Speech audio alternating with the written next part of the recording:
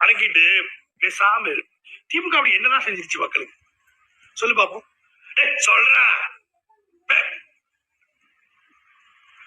போட நடிச்சியா வேலையை பார்த்தியான்னு போயிட்டு உன்னை எல்லாம் எவனாவது உன் பிள்ளையும் உன்னை நீ படிக்க வச்ச உன் பிள்ளைய அதுக்கு. மக்களே, யார் இந்த மனுஷனே தெரியல. அவர் வந்து டிஎம்கே பத்தியும் சத்யராஜ் அவர்களை பத்தியும் ரொம்ப கேவலமா பேசியிருந்தாரு அப்படின்னு தான் சொல்லணும். ஏன் இவ்வளோ வெறி கொண்டு போய் பேசிட்டு இருக்காரு அப்படின்னுலாம் தெரியல. பட் ஃபைனலாக வந்து சத்யராஜ் அவங்களுக்கு வந்து ஒரு அட்வைஸ் மட்டும் சொல்லியிருந்தாரு. உன்னோட வேலை நடிக்கிறது தான். ஒரு நடிகனா உன்னை எனக்கு ரொம்ப பிடிக்கும். உன் வேலையை போய் நீ பாரு. நீ வந்து எந்த கட்சியினருக்கும் சொம்பு தூக்காத அப்படின்ற ஒரு விஷயத்த ரொம்ப டைரக்டாகவே சொல்லியிருந்தாரு. நிறைய கெட்ட வார்த்தைகளும் யூஸ் பண்ணுறதுக்கு முன்னாடி தன்னை கண்ட்ரோல் பண்ணிட்டு அமைதியாயிட்டாரு.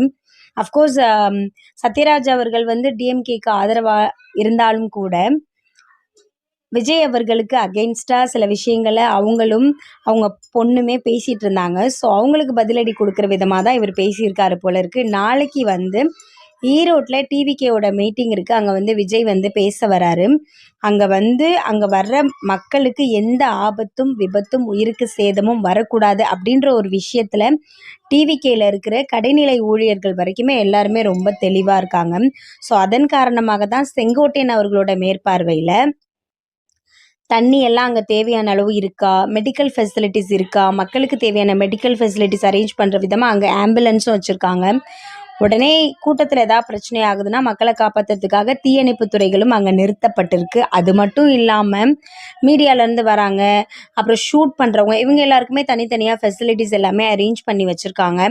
கூடவே சேர்த்து இன்னொரு முக்கியமான விஷயமும் செஞ்சுருக்காங்க. அசம்பாவிதம் வந்து கூட்ட நெரிசலால் தானே நடந்தது.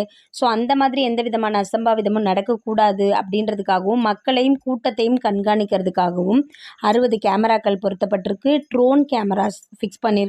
கூடவே சேர்த்து புல்லட் கேமராஸும் இருக்குது. ஸோ இவ்வளோ ஃபெசிலிட்டிஸுமே எதுக்காக பண்ணியிருக்காங்க அப்படின்னு கேட்டிங்கன்னா மக்களோட பாதுகாப்புக்காக மட்டுமே பண்ணிகிட்ருக்காங்க. பேனர் வச்சுருக்காங்க இல்லையா, அந்த இடத்துல இருக்கிற பேனர் வந்து சரிஞ்சு மக்கள் மேலே விழுந்துடக்கூடாதுன்றதுக்காக அங்கே கூட பாதுகாப்புக்கு ஒரு 20 டிவிகேல இருக்கிற ஒரு 20 பேரை நிப்பாட்டி வச்சுருக்காங்க.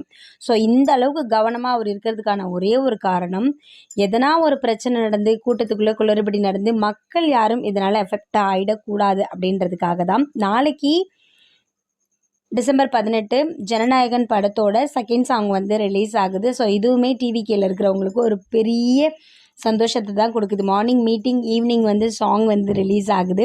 ஸோ எல்லாமே ரொம்ப சூப்பராக தான் போயிட்டுருக்கு. ஏன்னா முன்னேற்பாடுகள் எல்லாம் ரொம்ப பரபரப்பாக தீவிரமாக ரொம்ப பொறுப்போடு பார்த்துட்ருக்காங்க. செங்கோட்டையன்னா சொல்லவா வேணும், ஏடிஎம்கேல